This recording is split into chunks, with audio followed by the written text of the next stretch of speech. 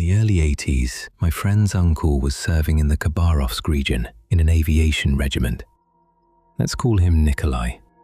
He's the one who told the story. They didn't actually fly the planes themselves. Their job was to handle ground-based radio communications. Still, as was proper in the Air Force, their shoulder boards were sky blue. The equipment was fairly sophisticated for its time: transmitters, antennas, amplifiers, and so on. Most of the enlisted men were assigned in crews to mobile radio stations mounted either on Gaz-66 trucks or on Ural chassis. From time to time, they were sent out on exercises, sometimes by train, sometimes under their own power. They'd be dispatched to some remote wilderness, and from there, guard the borders of the Soviet Union. I don't know how it is now, but back then, every radio operator in training was forced to memorize Morse code.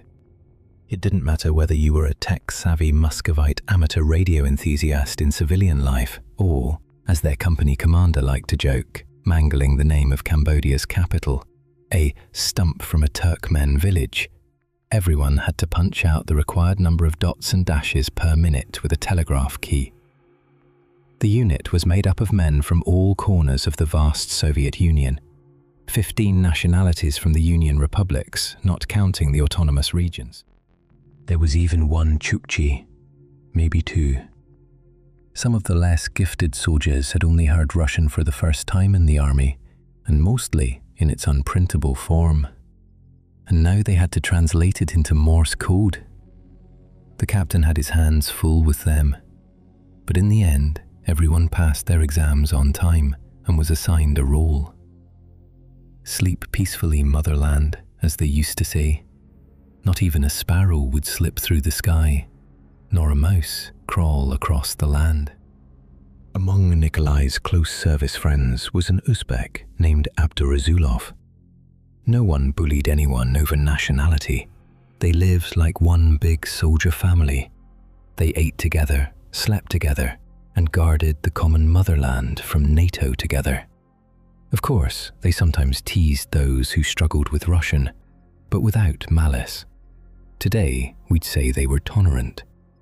Nikolai became especially close with Abdurazulov. They served in different crews and had different specialities. Nikolai performed the primary function in his four-man team, while Abdurazulov was a driver radio operator, primarily a driver, and a radio man only secondarily. One late winter, the regiment was again mobilized for exercises. Crews were scattered across the Khabarovsk region, assigned to various points.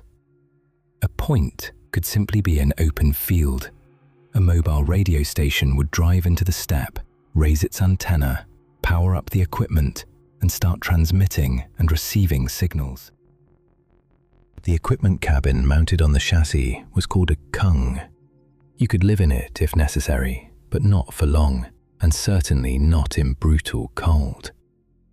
And in the Khabarovsk region, with its dampness and wind, even -20 felt like -40. A Gaz-66 with Abdurazulov at the wheel was sent to one such remote point. The older soldiers and the crew's sergeant commander didn't want to freeze in the cold kung, so they quietly relocated to a warm central communications post several kilometers away. They left Abdurazulov, who had already served over a year, and young Niyazov, fresh from training, in charge of the station. Let them endure the hardships they had sworn to face. The veterans had already paid their dues. The cold was savage, -30 or worse, with hurricane-force wind. The two of them had only standard overcoats and grey army caps for warmth. When the gas engine was running, at least the cab was warm.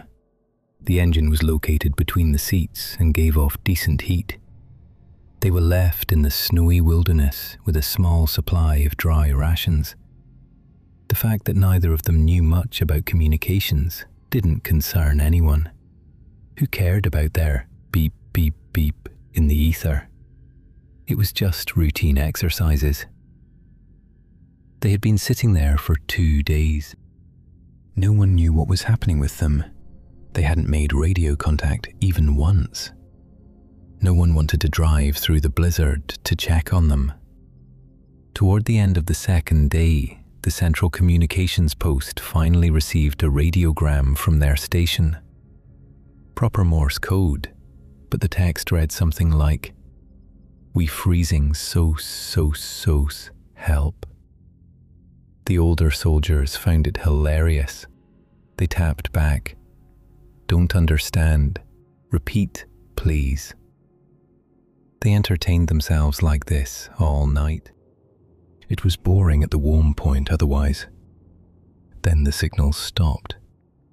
At dawn, they sent a Kamaz truck with a driver to check on them. It was too late. The driver later said, "There wasn't much snow. The gas cab was empty. The engine had stalled." He knocked on the Kung door. Silence. Locked from the inside.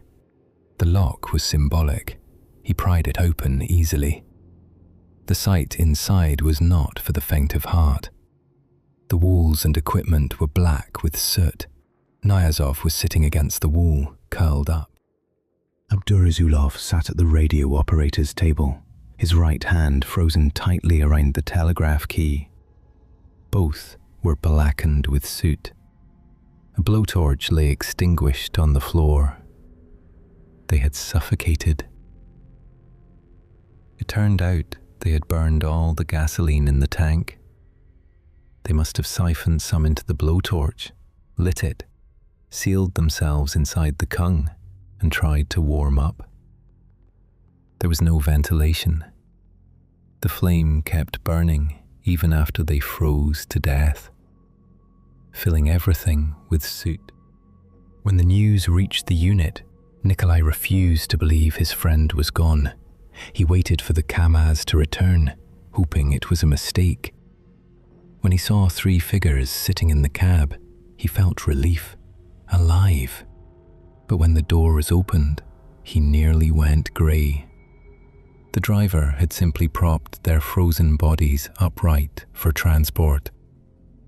No investigation followed. Officially, it was an accident. Later that summer, one night around midnight, the central dispatcher received another strange radiogram in Morse code from that same abandoned, soot-blackened Kung. Betonamashanka, Betonamashanka, repeated several times. In the morning they checked the vehicle. Nothing. No one inside. Still black with soot. That same day, a visiting sergeant touched a concrete mixer on base. The machine was live with 380 volts. He was electrocuted. Later, they connected the word Betonamashanka with Betonamashalka, concrete mixer. A month later, another midnight message. Baki, Baki, Baki. Soon after, a missing soldier was found dead inside a fuel tank. Baki, tanks. In early autumn, yet another message. Fire, fire, fire. And that evening, a warehouse burned down. A Moscow soldier climbed onto the roof to fight the blaze heroically, like Hercules battling a fiery hydra. The roof collapsed. He perished in the flames. After that, Nikolai served until December and was demobilized. No more radiograms came while he was there. Later, rumors spread of one final message. Kiddish, Kiddish. Shortly after, a soldier fell from the roof of the barracks during Air Force Day celebrations. Whether that last one was true, no one knows for certain. But in the regiment, for a long time afterward, whenever midnight approached, even the bravest radio operators listened a little more carefully to the silence.